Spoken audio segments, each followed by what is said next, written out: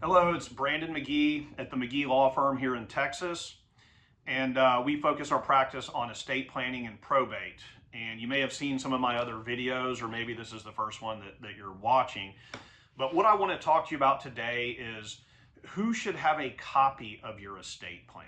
Okay, so this obviously presumes that you, at this point, that you have an estate plan, which I hope that you do. And if you don't, please get one. But who should have a copy of it? So obviously, we'll start with this. You should have a copy of it. Also, your attorney should have a copy of it. Now, by copy, in this day and age, at the law firm, I'm talking about digital copies. So we do not keep hard copies any longer, but we do have digital copies of all of our clients' plans on our system, so that if it's lost or ruined, people can at least get access a copy of it, right? But you should also have the originals somewhere in your home. In my opinion, I recommend a fireproof safe. There are some people that will keep the originals in a safe deposit box at a bank. I'm not such a big fan of that, and I'll tell you why. I've had many clients over the years, after a parent has passed, go to the bank to attempt to access those documents, and they are denied access. And the bank says, basically, you're not an authorized accessor. And the person will always tell me, my mom or my dad, they assured me they had listed me as an authorized accessor, but the bank's not letting me get the documents.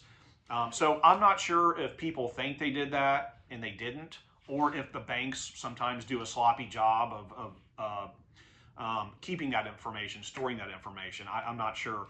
But what happens is, when you have your plan in a safe deposit box and your family member cannot access it after you pass, they then have to come hire an attorney and go to probate court just to get a court order mandating that the bank has to give you access to the safe deposit box.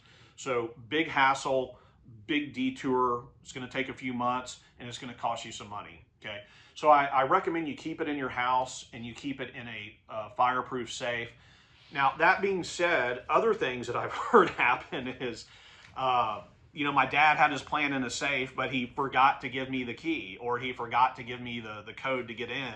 So make sure that you give your loved ones who are involved in this and need access if something happens to you, the information necessary, or the key to actually open the safe. Otherwise, then we're spending money hiring somebody to crack it open, right? Better than going to court, but still, it's kind of a pain and a hassle, and it's going to cost some money. But keep it in your home. And also, for us, all of our clients have digital copies as well. So I have a digital copy. The client has the original plus a flash drive with digital copies. Now, what's great about digital, obviously, as you guys know, is once something is digital, it's very easy to get it to other people. So the other, let's say, person that should for sure have a copy of your plan, in my opinion, or people, is that person or people who will be taking over to manage things for you after you pass away, or if you lose your mental capacity.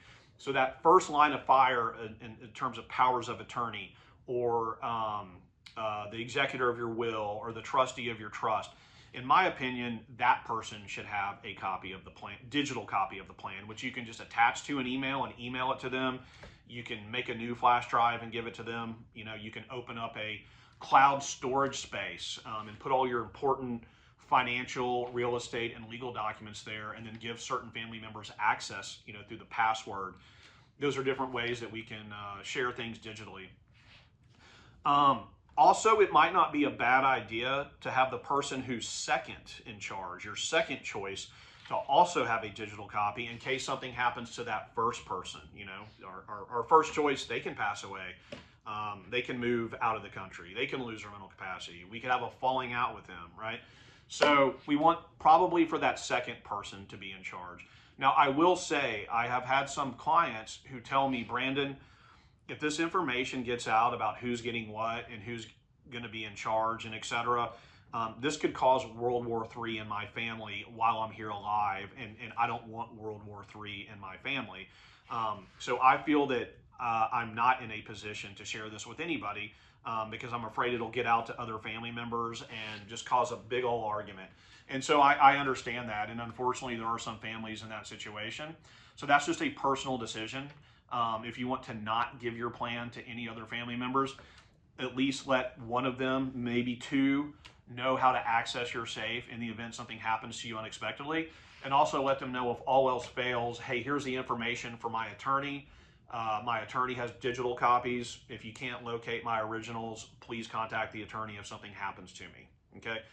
So that's, what we want to do here when it comes to having copies of our estate plan. In an ideal world, if it's a calm family, it's not hard feelings, things like that, we want for the really important family members to have digital copies. Let's have our law firm have a digital copy. We have a digital copy, and then we have the original copy in a safe in our home that other family members can access if need be. Okay? So guys, I hope this was some useful advice for you. Hope this was a good use of your time. And if so, if you don't mind, please like our video. Also, feel free to subscribe to our YouTube channel, and we'll notify you when we post new content. Thank you so much.